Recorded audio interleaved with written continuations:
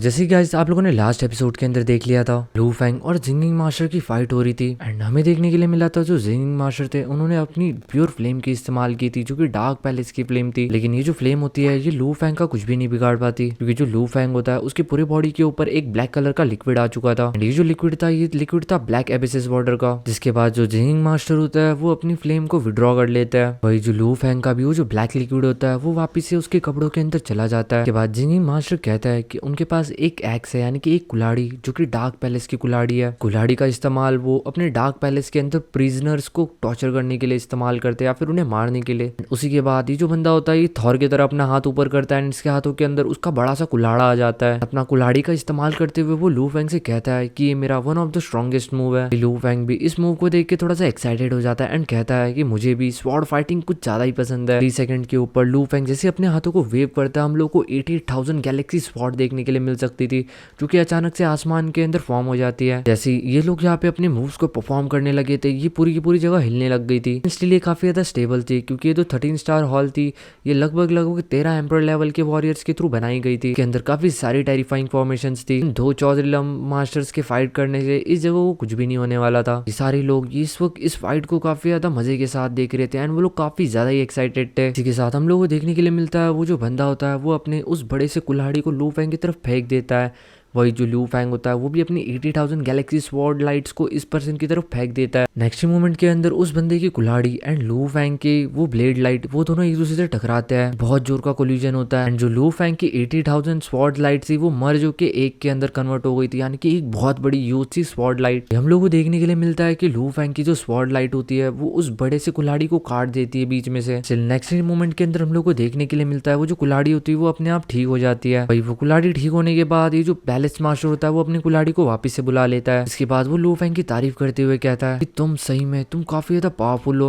वही लू फेंग भी स्माइल करते हुए कहता है मैंने भी नहीं सोचा था कि ये फाइट इतनी ज्यादा मजेदार होगी। ऐसे इस अटैक के अंदर लू फेंग एक चीज काफी अच्छी तरीके से जानता था कि ये जो कुल्हाड़ी थी ये लू फेंग के अटैक से तो काफी ज्यादा वीक थी, बट स्टिल इस बड़े से कुल्हाड़ी के कारण लू फेंग को अपने टेक्निक के अंदर कुछ गलतियां देखने के लिए मिल सकी थी। यानी कि भले ही ये एक प्रैक्टिस मैच था लेकिन प्रैक्टिस मैच के अंदर अंदर ही लू फेंग को कम से कम ये पता चल रहा था कि जब वो किसी मूव को परफॉर्म करता है जैसे कि उसका ये वाला मूव 80,000 गैलेक्सी स्वॉर्ड वाला, इसके अंदर उसकी क्या छोटी मोटी गलतियां थी वो समझ चुका था। इसके बाद जो जिनियन मास्टर होता है वो लू फेंग से कहता है कि मेरे जितने भी मेथड्स है वो सारे के सारे डार्क पैलेस से आते हैं। डार्क पैलेस ही मेरा one of the strongest move है। ब्रदर लू है क्या आप मेरे डार्क पैलेस को ट्राई करना चाहोगे, क्या आप उसके अंदर जाना चाहोगे? लू फेंग स्माइल करता है और कहता है मेरी इतनी हिम्मत का कि मैं तुम्हारे अंदर जा सकूं। जिनियन मास्टर कहता है कि ये बस एक छोटा सा कंपटीशन है तो आपको चिंता करने की जरूरत नहीं है एंड वैसे भी हम 13 स्टार पैलेस के अंदर है, यहाँ पे काफी सारे रूल्स है। फेंग कहता है आपको चिंता करने की जरूरत नहीं है, एक काम करता है मैं अपनी कुछ पावर की मदद से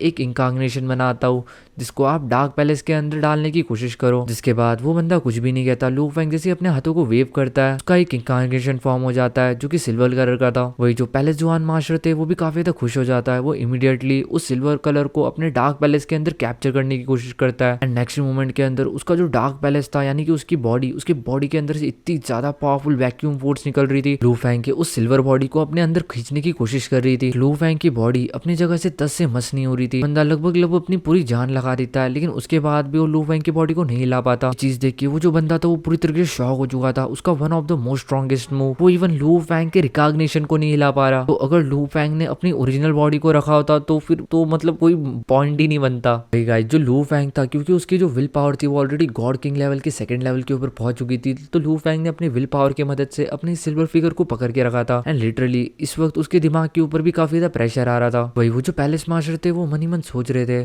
कि अगर मैं इसके बॉडी को अपने बॉडी के अंदर इम्प्रिजन कर लेता हूँ तो उसके बाहर निकालना लगभग नामुमकिन है, लेकिन जब मैं इसे ट्रैप ही नहीं कर सकता तो मैं इसे इम्प्रिजन कैसे करूंगा। इसे तो लू फेंग काफी ज्यादा कूल बन के खड़ा हुआ था, ऐसे दिखा रहे थे जैसे वो कुछ कर ही नहीं रहा है, बट उसकी माइंड एंड उसकी कॉन्शियसनेस वो पूरी तरीके से उस सिल्वर बॉडी को प्रोटेक्ट कर रही थी। इसके बाद वो बंदा रोक लेता है एंड वो लू फेंग की तारीफ करते हुए कहता है कि ब्रदर लू है आपकी बॉडी रिफाइनिंग मैथड ये सही में एक अलग ही लेवल के ऊपर है। मैं लिटरली आपके एक इनकॉग्निशन को भी अपने डार्क पैलेस के अंदर ट्रैप नहीं कर पाया। ये जो डार्क पैलेस था ये एक तरीके से एक वैक्यूम चैम्बर था जो कि जिनियन मास्टर की बॉडी के अंदर था, लेकिन वो इसे अपने बॉडी के बाहर भी निकाल सकता था। जब वो इसे अपने बॉडी के बाहर निकालता था तो उसकी जो पावर थी वो काफी ज्यादा कम हो जाती थी एंड उसने लू फेंग के उस क्लोन को पकड़ने के लिए अपने बॉडी के अंदर से अपने डार्क पैलेस को बाहर निकाला था। नेक्स्ट मोमेंट के अंदर हम लोगों को देखने के लिए मिलता है कि जो डार्क पैलेस होता है जो कि उसने बाहर निकाला था, उसके अंदर से काफी सारी चेन्स भी निकलने लग जाती है जो कि लू फैंग के उस सिल्वर लाइट बॉडी को पकड़ लेती है एंड पकड़ के अंदर खींचने लग जाती है। जैसे ये जो 8 चेन्स थी वो लू फैंग की बॉडी को पकड़ के खींचने लग जाती है। लू फैंग को काफी ज्यादा अपने दिमाग के ऊपर प्रेशर फील होता है। नेक्स्ट मोमेंट के अंदर हम लोगों को देखने के लिए मिलता है जो लू फैंग की सिल्वर लाइट बॉडी तो वो एकदम से एक्सप्लोड कर जाती है। यानी कि इस केस में एक्सप्लोड का मतलब ये नहीं था कि वो फट जाती है, बल्कि वो एकदम से अपनी साइज बड़ी करने लग जाती है। उसकी बॉडी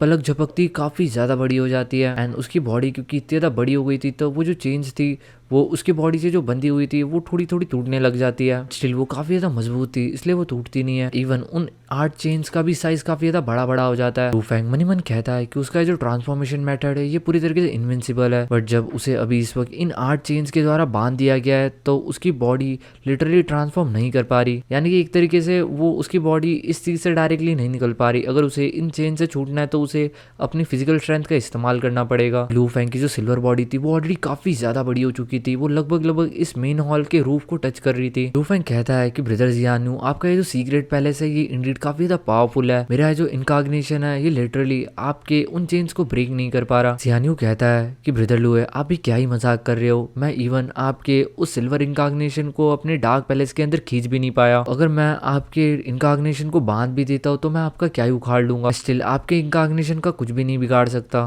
मनी मन जो युआनजू पैलेस मास्टर थे वो भी काफी ज्यादा शौक थे क्योंकि वो अपने डार्क टेक्निक्स को इसी पैलेस के अंदर प्रैक्टिस किया करता था। इस पैलेस के अंदर काफी सारे प्रीमोडियल मटेरियल थे इस डार्क प्रिज्म को बनाने के लिए। लू फैंग की बॉडी ऑलरेडी इस लेवल के ऊपर पहुंच चुकी है कि वो इवन उसके एक डिवाइन इनकॉग्निशन को भी अपने इस डार्क पैलेस के अंदर नहीं पकड़ पा रहा। सिंगिंग मास्टर मन ही मन कहता है कि अगर एक टाइम में मैं इसके अवतार को ट्रैप कर भी लेता हूँ तो मैं इसके अवतार का कुछ भी नहीं उखाड़ सकता। लिटरली अगर इसकी रियल बॉडी होती तो क्या ही होता। इस चीज के लिए इस बंदे को अपने ऊपर पूरी तरीके से सेल्फ डाउट था। अगर ये अपनी पूरी ताकत लगा देता है तो क्या वो लू फैंग की रियल बॉडी को सही में कैप्चर कर सकता है। नेक्स्ट मोमेंट के अंदर जो लॉर्ड ऑफ जियानजू पैलेस होता है वो तुरंत अपने डार्क पैलेस वर्ल्ड को एक ही थॉट के साथ अपने बॉडी के अंदर ऑब्जर्व कर लेता है। वही जो लू फैंग होता है वो भी अपने अवतार को पीछे ले लेता है, यानी कि वो डिसइंटीग्रेट हो जाता है। इस वक्त लू फैंग सोच रहा था कि वो अपने डिवाइन अवतार का भी काफी अच्छा खासा यूज कर सकता है, बट उसका ये जो अवतार है ये 5 billion units of transformation method से बना हुआ है, यानी कि यिंग यांग पार्टिकल से। कुल मिला के इसके अंदर उसकी 20 to 30% रियल बॉडी की स्ट्रेंथ है। इसे बस वो शॉर्ट रेंज के अंदर यूज कर सकता है क्योंकि ये बस एक अवतार है ना कि एक क्लोन। उसके बॉडी का कोई क्लोन होता तो उसका एक क्लोन पाकिस्तान में भी रह सकता था। लू फैंग को जिंग मास्टर के साथ फाइट करने के बाद काफी सारी चीजों का अंदाजा लगा था। उसे पता चला था कि एक नॉर्मल चौज रिलम ट्रांसेंडेंट लेवल का वॉरियर कितना ज्यादा पावरफुल होता है। वो ये भी देख सकता था कि हुनियान मटेरियल से रिफाइन किया हुआ एक डार्क प्रिज्म वो कितना ही ज्यादा पावरफुल हो सकता है। ऑर्डिनरी गॉड किंग लेवल के लोग अगर इस चीज के अंदर इम्प्रिज्म हो गए तो उन्हें भी काफी ज्यादा टाइम लगेगा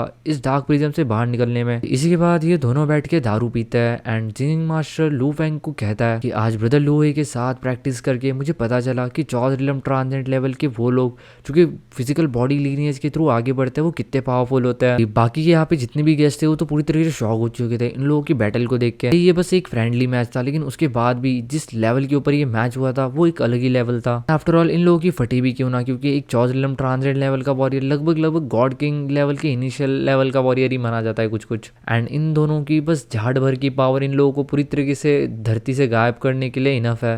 वही सीन शिफ्ट होता है, हम लोगों को ग्रीन कपड़ों वाली एक औरत देखने के लिए मिलती है। ये वही औरत थी जिसने लू फैंग के लिए परफॉर्म किया था। वो आसमान की तरफ देखते हुए सोच रही थी कि जू सिटी के अंदर आना उसके लिए वर्थ इट रहा, क्योंकि आफ्टर ऑल पहले बस वो एक छोटे से गांव के अंदर रहती थी जिसके अंदर काफी सारे इटर्नल ट्रू गॉड्स थे। एंड उन इटर्नल ट्रू गॉड्स के अंदर भले ही मतलब वो सबसे ज्यादा पावरफुल थी बट कोई फायदा नहीं था क्योंकि उसके पास सूटेबल रिसोर्सेज नहीं थे। एंड बिना रिसोर्सेज के वो कभी भी चौजरिलम के अंदर अपना ब्रेक थ्रू नहीं कर सकती थी। जब वो चुड्डू सिटी के अंदर आई तो उसे काफी सारे इनहेरिटेंस मिले जो कि लिटरली उसे सूट करता है। कम कुछ टाइम तक तो वो इन रिसोर्सेज से अपना काम चला सकती थी। फिलहाल ये जो लड़की थी ऑलरेडी इटर्नल ट्रू गॉड के पीक लेवल तक पहुंच चुकी थी। इसके पास जो रिसोर्सेज थे उसकी मदद से आराम से अपना ब्रेक थ्रू भी कर सकती थी चौजरिलम के अंदर। इसी के साथ साथ ये जो औरत थी शायद से इसके लाइफ के अंदर और भी काफी सारी प्रॉब्लम्स थे। वो मनी मन कहती है कि अगर चू ली हाउ नहीं होता तो अभी तक शायद से मैं मर चुकी होती। बट चू ली हाउ एक 3rd क्लास का मार्किस है रॉयल फैमिली के अंदर एंड देखा जाए तो उसके पास कुछ ज्यादा पावर्स नहीं है। क्विंग बिल्डिंग के अंदर आई थी ताकि बाकी के गेस्ट को अपनी म्यूजिक एंड इल्यूजन्स के थ्रू अट्रैक्ट कर सके। काफी सारे गेस्ट ने उसकी तारीफ भी की थी। बट इस औरत का जो मेन फोकस था वो तो लू फैंग के ऊपर और जिंगिंग मास्टर के ऊपर था।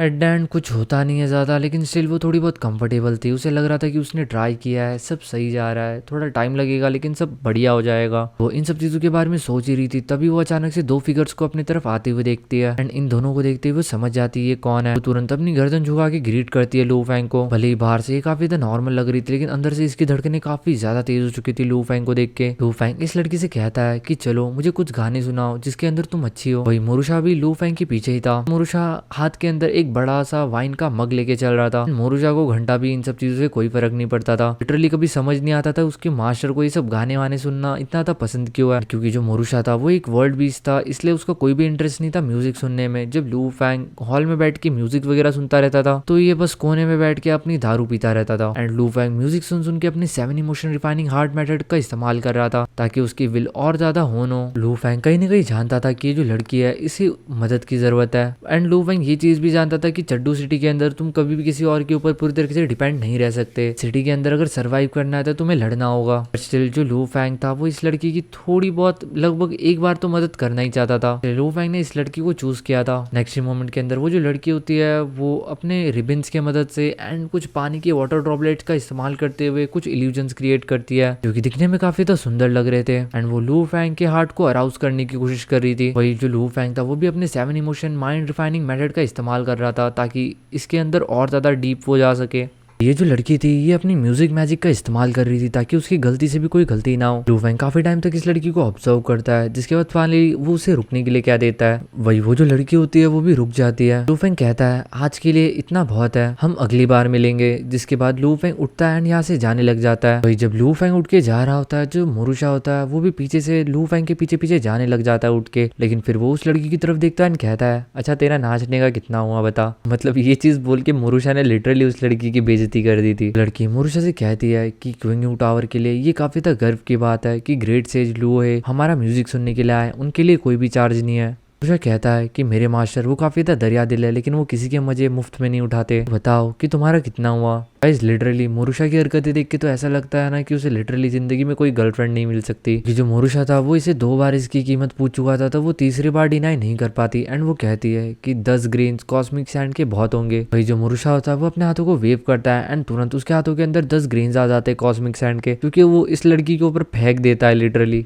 वो बात अलग थी कि ये जो ग्रेन्स थे ये हवा में ही फ्लोट कर रहे थे, तो ये लड़की तुरंत उन सारे ग्रेन्स को कलेक्ट कर लेती है। भाई जब मोरुशा और लू फैंग यहाँ से जा रहे थे तो वो जो लड़की होती है वो भी इनके पीछे पीछे जाती है एंड उन्हें लगभग दरवाजे के लास्ट तक छोड़ने के लिए जाती है। भाई जब वो लड़की लू फैंग एंड मोरुशा को यहाँ से निकलते हुए देखती है तो वो मन ही मन सोचती है कि ये लोग इसी तरीके से जा रहे हैं, यानी कि मे भी इसने लू फैंग से थोड़ा सा कुछ और एक्सपेक्ट किया था। वही हम लोग को चुयू मेंशन देखने के लिए मिलता है, जिसके अंदर जो डी चुयू होता है उसे पता होता है कि जो लू फैंग है वो क्विंग टावर के अंदर गया है। उसे आफ्टर ऑल लू फैंग के सारे मूव्स के बारे में पता होता है कि लू फैंग कब कहाँ जा रहा है, किससे मिल रहा है, क्या कर रहा है। लू फैंग के करंट स्ट्रेंथ के साथ डी चुयू को हमेशा लू फैंग का ख्याल रखना पड़ता था और दूसरे तरफ वो थोड़ा सा डरता भी था। भले वो एक फर्स्ट क्लास का मार्किस है एंड लू फैंग उसका काफी अच्छा दोस्त है, बट इसका मतलब ये नहीं कि लू फैंग हमेशा ही उसका एक अच्छा दोस्त बन के रहेगा। उसे हमेशा लू फैंग के गुड टच के अंदर रहना पड़ेगा। उसे हमेशा लू फैंग की कुछ ना कुछ मदद करनी पड़ेगी, जिसकी मदद से लू फैंग भी इसे अपना दोस्त समझे। डी चुयू को ये चीज पता नहीं थी कि जो लू फैंग है वो दिल का कितना ज्यादा अच्छा है। वो एक बार अगर किसी को अपना दोस्त मान ले, फिर वो चाहे कितना ही ज्यादा वीक क्यों ना हो, लू फैंग उसके लिए जान देने के लिए तैयार हो जाता है।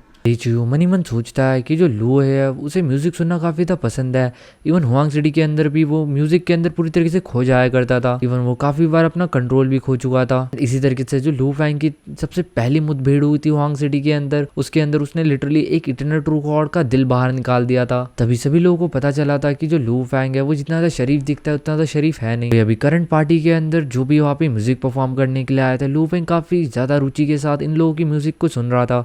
खास करके उसे यू ये का म्यूजिक काफी ज्यादा अच्छा लगा था। लू फैंग बाद में वहाँ पे प्राइवेटली भी गया था उसका म्यूजिक सुनने के लिए। चू के दिमाग में तुरंत कोई चीज आती है एंड वो इमीडिएटली अपने जो चेले होते हैं उनको कहता है कि चलो हमें क्विंग टावर जाना है। वही नेक्स्ट मोमेंट के अंदर हम लोगों को देखने के लिए मिलता है कि जो चूयू के कुछ गार्ड्स थे वो उस लड़की के पास आ चुके थे क्विंग टावर के अंदर। उस लड़की की तरफ देखते हुए उसे टोकन देते हैं एंड कहता है कि जो हमारे लू है गॉड है उन्हें म्यूजिक सुनना काफी ज्यादा पसंद है, साथ ही साथ उन्हें अच्छा खाना एंड वाइन भी काफी ज्यादा पसंद है एंड उन्होंने तुम्हारे म्यूजिक को काफी ज्यादा एंजॉय किया, इसलिए ये तुम्हारे लिए ग्रेट अपॉर्चुनिटी है। तुम्हें फ्यूचर के अंदर कभी भी कोई भी दिक्कत आए तो तुम directly first class Marxist hall से कांटेक्ट कर सकती हो, यानी कि चूयू से। के बाद वो सारे गार्ड्स वहां से चले जाते हैं। वही जो यूरी थी वो तुरंत वो टोकन ले लेती है एंड उन गार्ड्स के जाने के बाद उसके आंखों में आंसू थे। उसे ऐसा लग रहा था फाइनली उसकी सारी की सारी प्रॉब्लम सॉल्व हो गई। पहले जो पर्सन उसे सपोर्ट कर रहा था वो एक थर्ड क्लास का मार्किस था, यानी कि उसकी कोई भी औकात नहीं थी। अभी उसे पर्सनली चूयू सपोर्ट कर रहा था, क्योंकि एक फर्स्ट क्लास का मार्किस है एंड फर्स्ट क्लास के मार्किस के अंदर भी टॉप क्लास का मार्किस है,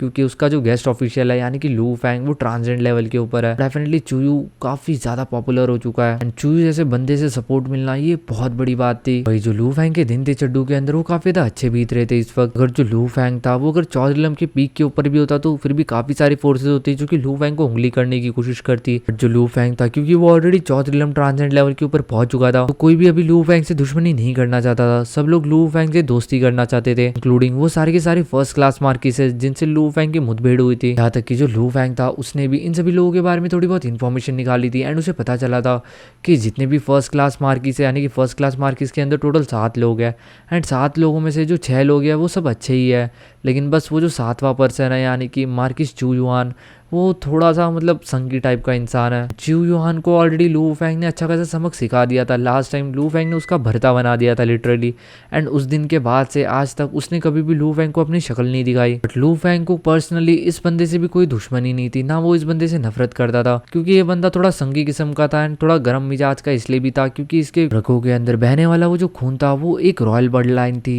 एशियन थंडर नेशन की, जिसको वो हुनियान ब्लड लाइन की मदद से कल्टीवेट कर रहा था। एंड ये जो एशियन थंडर नेशन वाले लोग होता है ये सारे के सारे थोड़े पागल किस्म के लोग होते हैं एंड यही कारण था कि ये बंदा भी थोड़ा सा गुस्से वाला था थोड़ा सा। तभी हम लोग को देखने के लिए मिलता है जो लू फैंग था वो अपना शांति से कल्टीवेट कर रहा था। तभी जो क्यूंग होता है वो लू फैंग के पास आता है एंड कहता है मास्टर मास्टर जल्दी आइए, मास्टर उठ जाइए, जो एम्परर के पर्सनल गार्ड्स है वो आपसे मिलने के लिए यहाँ पे आया है। ये चीज सुनते ही जो लू फैंग होता है उसकी आंखें खुल जाती है। ये एम्परर का बस एक ही मतलब बन रहा था, वो थे एम्परर चू, जो कि यांग में एशियन कंट्री के 13 रॉयल फैमिलीज के अंदर से एक यानी कि चू फैमिली का हेड था। लू फैंग ने पहले सुना था कि जो एम्परर चू है वो अपने लिए एक डिसाइपल चुनना चाहता है। लू फैंग तुरंत अपने मेडिटेशन रूम को छोड़ देता है एंड उन गार्ड्स के साथ जाके खड़ा हो जाता है एंड काफी पेशेंटली वेट करता है। जो मोरुशा था वो भी सेंस कर लेता है कि उसके मास्टर बाहर आ चुके हैं। तुरंत मोरुशा भी लू फैंग की साइड में आके खड़ा हो जाता है। मोरुशा लू फैंग से कहता है कि मास्टर आप इतनी ज्यादा जल्दी बाहर क्यों आ गए। लू फैंग कहता है कि जल्दी काफी स्पेशल गेस्ट यहाँ पे आने वाले हैं तो थोड़ा सा केयरफुल रहना। चीज सुन के जो मोरुशा होता है वो भी थोड़ा सा समझ जाता है कि लू फैंग जरूर किसी इंपॉर्टेंट पर्सन की बात कर रहा होगा। नेक्स्ट ही सेकंड के अंदर हम लोग को देखने के लिए मिलता है कि लू फैंग की केव के बाहर आसमान के अंदर कुल मिला के 9 फिगर्स हम लोग को देखने के लिए मिल सकते थे, जिसके अंदर से एक एम्परर चूयू थे एंड 8 बाकी के उसके गार्ड्स थे। उसके 8 गार्ड्स ने एक अलग तरीके के आर्मर्स पहन के रखे थे जिनके अंदर से काफी ज्यादा पावरफुल फ्लक्चुएशन निकल रही थी। वही वहां पे हम लोग को चूयू भी देखने के लिए मिल सकता था। तो सबसे पहले लू फैंग को उन गार्ड्स के जनरल से मिलवाता है एंड उन गार्ड्स का जो जनरल था उसका नाम था जनरल जुआन जाओ। भाई वो जो गार्ड होता है वो जैसे लू फैंग की तरफ देखता है लू फैंग की फटके 1000 हो जाती है कि बस इसके देखने से लू फैंग को अपने ऊपर काफी ज्यादा प्रेशर फील हो रहा था। वही जो मोरुशा था उसके भी पसीने छूट गए थे। मोरुशा लू फैंग को सीक्रेटली एक मैसेज भेजते हुए कहता है मास्टर ये बंदा ये कुछ ज्यादा ही पावरफुल है, ऐसा लगता है इसके एक ही झापड़ में मैं मर जाऊंगा। लू फैंग जानता था कि एम्परर के 3 सबसे ज्यादा पावरफुल गार्ड्स के अंदर से जनरल जुआनजू एक था। कहा जाता था कि ये जो जनरल जुआनजू है ये कोई प्रैक्टिशनर नहीं है बल्कि ये किसी सीक्रेट मेथड से क्रिएट की हुई एक चीज है, यानी एक तरीके का क्लोन या फिर ऐसा कुछ आप समझ सकते हो। बट उसके बाद भी ये चीज इतनी ज्यादा पावरफुल थी कि इवन लू फैंग की भी फट गई थी इसको देख के। इसके बाद नेक्स्ट मोमेंट के अंदर जो जनरल जुआनजू होता है उसके एक्सप्रेशन काफी ज्यादा फ्रेंडली हो जाते हैं लू फैंग की तरफ। वो लू फैंग की तरफ देखते हुए कहता है हमारे एम्परर है वो आपको अपना डिसाइपल बनाना चाहता है, आप इस चीज से राजी हो एंड अगर आप भी उनके डिसाइपल बनना चाहते हो तो जो एम्परर है वो आपका इंतजार कर रहे हैं चू पैलेस के अंदर। एंड अगर आप नहीं बनना चाहते तो आप मुझे बता सकते हो, मैं ये चीज जाके एम्परर को रिपोर्ट कर दूंगा। लू फैंग होता है वो अभी भी अपने केव के अंदर होता है। वो जनरल जुआनजू की तरफ देखते हुए कहता है ये मेरी खुशनसीबी है कि एम्परर मुझे अपना डिसाइपल बनाना चाहता है, मैं डेफिनेटली एम्परर का डिसाइपल बनने के लिए तैयार हूँ। लू फैंग था ऑलरेडी उसने इस दिन के लिए पहले ही प्रिपेयर कर लिया था, उससे पहले ही भनक लग चुकी थी जो एम्परर है उसे अपना डिसाइपल बनाना चाहता है। लू फैंग इस चीज के बारे में काफी ज्यादा लंबे टाइम से सोच रहा था। लू फैंग जानता था जितने भी 13 एम्परर्स है रॉयल फैमिली के एशियन यांगमैन किंगडम के अंदर से जो एम्परर चू है वो एक्सट्रीमली पावरफुल है। इवन जब एम्परर चू ने बाहर की दुनिया के अंदर अपने कदम उठाया तब पूरी तरीके से उन्होंने काफी सारे एशियन बीइंग का खात्मा करके रखा है। एक तरीके से जो एम्परर चू है उनका पास्ट ही बहुत ज्यादा भयानक है। उनके पास्ट के मूव्स के ऊपर पूरी की पूरी हिस्ट्री बनी हुई है। इसके अलावा जो एम्परर चू थे उनके बारे में लू फेंग को कुछ गलत भी सुनने के लिए नहीं मिला था। वो हमेशा अपना कल्टीवेशन वगैरह करते रहते थे। वो हमेशा अपनी प्रोफाइल काफी ज्यादा लो मेंटेन करके रखते थे, ज्यादा किसी से कोई मतलब नहीं था, अपने काम से काम रखते थे। इन्हीं सब चीजों के कारण जो लू फेंग था उसने डिसाइड किया था कि वो डी चू को अपना मास्टर बनाएगा। साथ ही साथ वैसे भी अगर उसे ओरिजिन कॉन्टिनेंट के अंदर रहना था तो यहाँ पे उसे काफी सारे रिसोर्सेज की नीड थी। एंड एक पावरफुल मास्टर चूज करने के बाद उसे काफी सारे फायदे हो सकते थे। जैसे एम्परर का डिसाइबल बनने के बाद लू फेंग के सारे दुश्मन खत्म हो जाएंगे। यूजली उसे जो भी मिशन मिलेंगे वो सारे के सारे टॉप नॉच लेवल के होंगे। उसको जो रिसोर्सेज मिलेंगे वो ऑलरेडी कुछ ज्यादा ही अलग लेवल के होंगे। हर जगह से बस लू फेंग का फायदा ही था। वही जो जनरल जोंग होता है वो लू फेंग को अपने साथ लेके जाता है। वही इस वक्त लू फेंग के साथ हम लोग को चुयू भी देखने के लिए मिलता है, क्योंकि लू फेंग को कंग्रेचुलेट करता है। लू फेंग डी चुयू को भी थैंक्स कहता है, क्योंकि आफ्टर ऑल डी चुयू के कारण ही लू फेंग चड्डू सिटी के अंदर आ पाया था। चुयू लू फेंग से कहता है कि ब्रदर लू है, आपकी स्ट्रेंथ, आप ऑलरेडी काफी ज्यादा पावरफुल हो, एंड अगर मैं आपका सपोर्ट नहीं भी करता तो आपको कोई ना कोई पावरफुल पर्सन मिल ही जाता अपना सपोर्ट लेने के लिए। एंड इसके अलावा आपकी स्ट्रेंथ के हिसाब से तो आपको किसी की नीड भी नहीं है, आप अकेले पूरे के पूरे चूजू सिटी के अंदर आराम से क्लाइंब अप कर सकते हो। कुछ टाइम के अंदर ये जो लोग होता है ये एशियंट हॉल के अंदर पहुंच जाते हैं। जो जुआनजा होता है वो अपने साथ वाले जितने भी गार्ड्स होता है उन सारे गार्ड्स को भगा देता है। वही जो डी चू था वो भी डी चू पैलेस के बाहर ही खड़ा रहता है। अंदर बस वो गार्ड एंड लू फेंग अंदर गए थे। फाइनली जो लू फेंग होता है वो मेन हॉल के अंदर एंटर कर जाता है। एंड जैसे वो मेन हॉल के अंदर जाता है तो वो देखता है कि यहाँ पे काफी ज्यादा डार्कनेस थी। यहाँ पे लू फेंग को एक अलग ही ऑरा फील हो रहा था। उसे हॉल के बीचों बीच एक फिगर देखने के लिए मिलता है जो कि जमीन के ऊपर बैठा हुआ था। मतलब ये जमीन पे बैठा नहीं था, ये फ्लोट कर रहा था। ये जो बंदा था जब ये नॉर्मल सांस ही लेता था तो इसकी सांस के अंदर ही इतनी ज्यादा टेरिफाइंग पावर थी हेवन और अर्थ की कि मात्र इसके सांस से ही लू फेंग के रोंगटे खड़े हो जा रहे थे। लू फेंग कहता है कि जब मैं इस पर्सन की तरफ देख रहा हूँ तो मुझे ऐसा लग रहा है जैसे मैं ओरिजिन ऑफ लाइफ की तरफ देख रहा हूँ। लू फेंग समझ जाता है उसके सामने ये जो बंदा है ये और कोई नहीं है, एम्परर किंग है। ये one of the 18th emperor है रॉयल फैमिली के। भाई वो जो जनरल होता है वो एम्परर को सल्यूट करता है, जिसके बाद वो यहाँ से चला जाता है। इसके बाद जो एम्परर डी चू होता है वो लू फेंग की तरफ देखता है। लू फेंग भी उनकी तरफ एक स्माइल के साथ देखता है। डी चू लू फेंग से कहता है मैंने तुम्हारे पास्ट के बारे में काफी ज्यादा केयरफुली एग्जामाइन किया है एंड मुझे पता चला कि तुम ओरिजिनल यूनिवर्स से हो। चीज सुन के जो लू फेंग था वो थोड़ा सा शॉक हो जाता है, बट लू फेंग अभी कुछ भी नहीं छुपाता एंड हाँ के अंदर अपनी मुंडी हिला देता है। वही वो जो एम्परर होता है वो भी स्माइल करता है एंड लू फेंग की तारीफ करते हुए कहता है कि ओरिजिनल यूनिवर्स के क्रीचर वो लिटरली काफी ज्यादा पावरफुल होता है, बट वहाँ पे ग्रो करना एक ट्रू गॉड से ये काफी ज्यादा मुश्किल है। एंड लिटरली तुम एक ट्रू गॉड से चौधरीलम ट्रांसेंड लेवल तक पहुंचे, ये एक बहुत बड़ी अचीवमेंट है। बट तुम्हें ज़्यादा नर्वस फील करने की कोई ज़रूरत नहीं है, क्योंकि आज के टाइम में जितने भी काउंटलेस एंसेस्टर है जो भी प्रैक्टिस कर रहे हैं वो सारे के सारे ओरिजिनल यूनिवर्स है। कभी न कभी ओरिजिनल यूनिवर्स से अपना ब्रेक थ्रू करके ओरिजिन कॉन्टिनेंट के अंदर आए थे। यहाँ पे आने के बाद वो एंडलेस ईयर से रिप्रोड्यूस कर रहा है। एक तरीके से वो यही के रहवासी बन गए। जो भी ओरिजिनल नेटिव्स है यानी कि ओरिजिन कॉन्टिनेंट के जो असली लोग हैं जो ओरिजिन कॉन्टिनेंट के अंदर ही बॉर्न हुए हैं वो सारे के सारे ज़्यादातर ईस्ट पोल रीजन के अंदर रहते हैं। लू फेंग भी इन सब चीज़ों के बारे में थोड़ा बहुत जानता था, क्योंकि इन सब चीज़ों के बारे में इसने डुआंगडोंग रिवर और माउंटेन सिटिंग गैस के इनहेरिटेंस के अंदर देखा था। इसके बाद जो एम्परर होता है वो लू फेंग की तरफ देखते हुए कहता है मैं तुमसे एक और चीज़ पूछना चाहूँगा, क्या तुम कोई रिकॉग्निशन हो, क्या तुम किसी गॉड किंग लेवल के वॉरियर का रिकॉग्निशन हो। जैसे एम्परर चू चाहता तो ये चीज भी वो पता कर ही सकता था, लेकिन आफ्टर ऑल एशियन यांगमैन कंट्री के अंदर भी काफी सारे रूल्स एंड रेगुलेशंस है और सुप्रीम लॉज है जिनको इवन एम्परर भी नहीं तोड़ सकता। लू फेंग अपनी मुंडी हिलाता है एंड मना कर देता है। वो कहता है कि मैं किसी भी एशियन बीइंग का कोई रिकॉग्निशन नहीं हूँ। डी चू यहाँ के अंदर मुंडी हिलाता है एंड फिर कहता है कि जितने भी 13 एम्परर्स है उसके अंदर से मेरे सबसे ज्यादा कम डिसाइपल है। मैं तुम्हें अपना डिसाइपल बना रहा हूँ क्योंकि मैं टैलेंट्स को काफी ज्यादा वैल्यू करता हूँ। मैंने तुम्हारे अंदर वो आग देखी है, यही रीजन था कि मैंने तुम्हें अपना डिसाइपल बनाने के बारे में सोचा, लेकिन इससे पहले तुम मेरे डिसाइपल बनो तुम्हें इन सब चीजों के बारे में ध्यान से सोच लेना चाहिए। किसी पर्सन का एक डिसाइपल मिलना यानी कि फिर बाहर के वर्ल्ड के साथ तुम्हारे रिलेशनशिप खत्म हो जाएंगे इन द सेंस कि लू फेंग को कोई और दूसरा पावरफुल एशियन बीइंग अभी रिक्रूट नहीं कर सकता है एज अपना डिसाइपल, क्योंकि किसी एक टीचर को चुनना यानी कि उसके चरणों में अपने आप को समर्पित कर देना। ये जो टीचर एंड डिसाइपल वाला रिलेशनशिप है इसे इवन माँ बाप का जो ब्लड लाइन का रिलेशनशिप होता है उससे भी कई गुना ज्यादा पावरफुल माना जाता है। लू फेंग इस बंदे की सारी शर्तों के ऊपर अपनी मुंडी हिलाते रहता है। इसके बाद जो एम्परर चू होता है वो लू फेंग को कुछ और बीमारियां बताता है यानी कि कुछ और प्रॉब्लम्स बताते हैं जो कि लू फेंग को फेस करनी पड़ सकती है। बट लू फेंग सारी चीजें सुनने के बाद फाइनली हाथ जोड़ता है, अपना सर जमीन के ऊपर टेक देता है एंड कहता है कि मैं सारी बातें सुन चुका हूँ एंड समझ चुका हूँ एंड मैं तैयार हूँ आपका डिसाइपल बनने के लिए। एंड इसके अलावा मैं आपको एक और चीज कहना चाहूंगा कि मेरा असली नाम वो लू है नहीं है, मेरा असली नाम लू फैंग है। ये चीज सुन के जो एम्परर होता है वो जोर जोर से हंसने लग जाते हैं एंड कहता है तो फिर आज से तुम मेरे थर्ड डिसाइपल हो, तुम थर्ड डिसाइपल हो एम्परर किंग के। अगर तुम्हें कभी भी मेरी मदद की कोई भी जरूरत पड़ती है कॉज एंड इफेक्ट के अंदर तो तुम मुझे बता सकते हो। तो वह कहता है कि नहीं मैं हैंडल कर लूंगा। इचुकी कहता है ठीक है, सिंस तुम कर्मा के अंदर काफी ज्यादा बिलीव करते हो इसलिए जो तुम्हारा रियल नेम है वो भी सीक्रेट रखूंगा, क्योंकि मैंने तुम्हें अपना डिसाइपल एक्सेप्ट किया है। इसलिए मैंने तुम्हारे लिए 3 गिफ्ट्स प्रिपेयर किए हैं, जिसके अंदर से जो पहला गिफ्ट है उसके अंदर वो 2 इनहेरिटेंस है जो कि तुमने चूज किए थे, यानी कि first calamity of 8 revolution life form और दूसरा वाला 72 ब्लेड ऑफ डिस्ट्रक्शन। इसका बस इनिशियल लेवल का पार्ट ही लू फैंग के पास था जो कि 1 लाख मेरिट के आसपास का था। वही इसका जो सेकंड पार्ट था वो लगभग मिलियंस ऑफ डॉलर्स का था एंड वही जो उसका तीसरा पार्ट था वो ट्रिलियंस ऑफ डॉलर का। लू फैंग अगर पूरी जिंदगी दिहाड़ मजदूरी भी करता रहेगा उसके बाद भी वो इतने मेरिट्स कभी कमा ही नहीं सकता।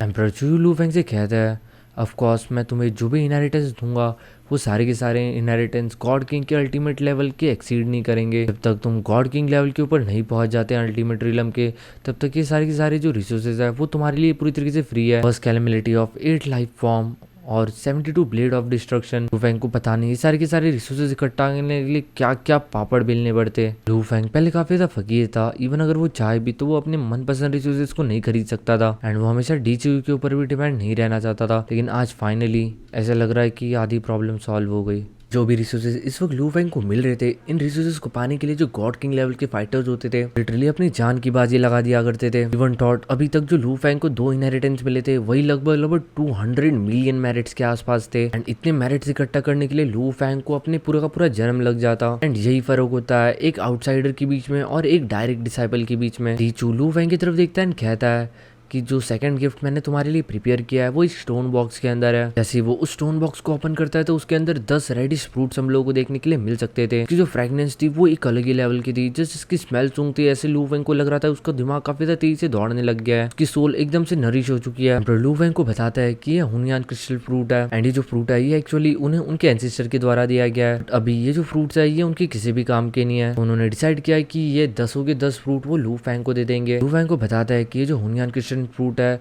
ये एक फ्रूट ट्री के थ्रू तोड़ा गया है जो कि हुनियान क्रिस्टल जेड के अंदर बड़ा किया गया था। मतलब ये फ्रूट ट्री हुनियान क्रिस्टल जेड के थ्रू बड़ा किया गया है, एक्सटर्नल एनवायरनमेंट के अंदर बड़ा नहीं हो सकता एंड इसका सबसे बड़ा इफेक्ट सोल के ऊपर होता है। एम्परर बताता है कि इस फ्रूट को कंज्यूम करने के बाद जो तुम्हारी अंडरस्टैंडिंग है सुप्रीम लॉस को लेके काफी ज्यादा बढ़ जाएगी एंड ये जो चीज है ये किसी सोर्स वर्ल्ड का प्रोडक्ट नहीं है, ये काफी ज्यादा एक्सट्रीमली रेयर प्रोडक्ट है। इवन तुम मेरिट्स के थ्रू भी एक्सचेंज नहीं कर सकते। तुम्हें इस चीज को काफी ज्यादा ध्यान से इस्तेमाल करना है। मैं तुम्हें सजेस्ट करूंगा कि 5 फ्रूट्स को तुम तब इस्तेमाल करो जब तुम चौथरिलम लेवल के ऊपर ही हो। बचे हुए जो 5 फ्रूट्स है वो तुम तब इस्तेमाल करना जब तुम डिवाइन किंग रिलम के ऊपर पहुंच जाओगे, यानी कि गॉड किंग रिलम के ऊपर। लू फैंग सर झुकाता है एंड यस मास्टर कहता है। इसके बाद डीचयू लू फैंग से कहता है कि तुम किस तरीके के वेपन का इस्तेमाल करते हो। लू फैंग तुरंत अपने हाथों को फ्लिप करता है एंड उसके हाथों के अंदर उसका फ्लड शैडो ब्लेड आ जाता है। इस नाइफ को देखते हुए एम्परर चुयू कहता है अच्छा तो ये गॉड किंग लेवल का स्वॉर्ड एम्ब्रियो है। इसके बाद डीचयू 1 सेकंड के लिए कुछ सोचता है एंड तुरंत उसके हाथों के अंदर एक कलरफुल सॉइल का एक बॉल आ जाता है, वो कैजुअली थ्रो कर देता है एंड वो जो बॉल होता है वो लू फैंग के उस ब्लड शैडो ब्लेड के ऊपर जाके गिरता है। नेक्स्ट सेकंड के अंदर लू फैंग का ब्लड शैडो ब्लेड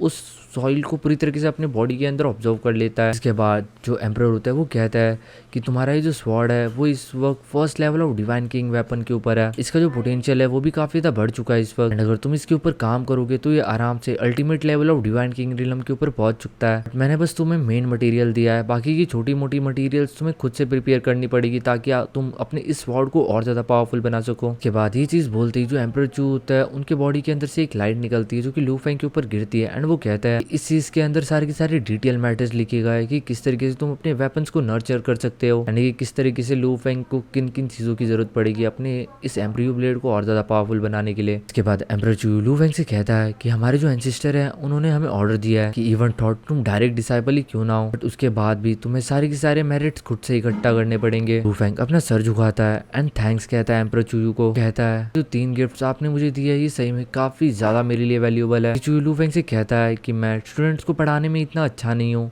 ना कि मैं बहुत ज्यादा अच्छा हूँ ओरिजिन ऑफ लाइफ के अंदर, बट स्टिल अभी तुम अभी भी चौरिलम ट्रांजेंड के ऊपर हो तो तुम मुझसे अपना कोई भी डाउट पूछ सकते हो अगर तुम पूछना चाहो। रही बात ओरिजिन ऑफ डिस्ट्रक्शन की, तो ओरिजिन ऑफ डिस्ट्रक्शन तो मेरा खुद का ही पाथ है, उसके बारे में जो चाहे तुम वो मुझसे पूछ सकते हो। लूफेंग हा के अंदर मुंडी हिला देता है एंड कहता है मैं सब समझ चुका हूँ। उसके बाद डीचू लूफेंग की तरफ देखता है एंड कहता है तो तुम्हें मेरे से इस वक्त कोई पूछना नहीं है। लूफेंग ना के अंदर मुंडी हिला देता है। ये चीज देख के जो एम्परर चुई होता है उसे थोड़ा सा वियर्ड लगता है, बट फिर लूफेंग कहता है कि मेरा खुद का जो एवेन्यू ऑफ डिस्ट्रक्शन है वो इस वक्त काफी ज्यादा लो लेवल के ऊपर है, और इसका जो चौज रिलम है वो भी पीक लेवल के ऊपर नहीं पहुंचा। इस वक्त कोई भी सवाल पूछ के कोई मतलब नहीं होने वाला था। लूफेंग कहता है कि जब उसे सही में काफी ज्यादा दिक्कतें आएगी बॉटम नाइट के ऊपर अपना ब्रेक थ्रू करने के लिए, वो डेफिनेटली एम्परर की मदद लेगा। ये चीज सुनकर डी चुई स्माइल करता है एंड कहता है तो आज से तुम मेरे डायरेक्ट डिसाइपल हो, तुम्हें जितने भी मिशन मिलेंगे वो सारे के सारे स्पेशल मिशन होंगे। इवन जो तुम्हें इज्जत मिलेगी वो सारी की सारी इज्जत उन फर्स्ट 7 क्लास मार्किस से भी कई गुना ज्यादा मिलेगी। लूफेंग बस अपनी मुंडी हा के अंदर हिला देता है, जिसके बाद वो एम्परर चुई लूफेंग की तरफ देखता है एंड उसे आशीर्वाद देते हुए कहता है अभी तुम यहाँ से जा सकते हो, गुड लक तुम्हारी प्रैक्टिस के लिए। यहीं पे आज का एपिसोड खत्म होता है। होप करता हूँ कि आपको आज का एपिसोड पसंद आया होगा। तो एपिसोड खत्म करने से पहले मैं एक और चीज बोलना चाहूंगा, प्लीज गाइज ये जो एपिसोड्स होते हैं प्रीमियम वाले वो किसी को शेयर मत किया करो। गिनती से खरीदते 10-12 लोग एंड व्यूज आ जाते 60-70 से, जो भी शेयर करता है मुझे पता चल जाता है शेयर कौन कर रहा है। बट मैं बस एक रिक्वेस्ट कहना चाहूंगा कि अगर आप लोग पैसा दे के वीडियो खरीद रहे हो तो किसी और को फ्री में शेयर करने की कोई नीड नहीं है, कि आपके ऊपर है, आपकी मर्जी। तो मिलते हैं नेक्स्ट एपिसोड के अंदर, तब तक के लिए बाय बाय।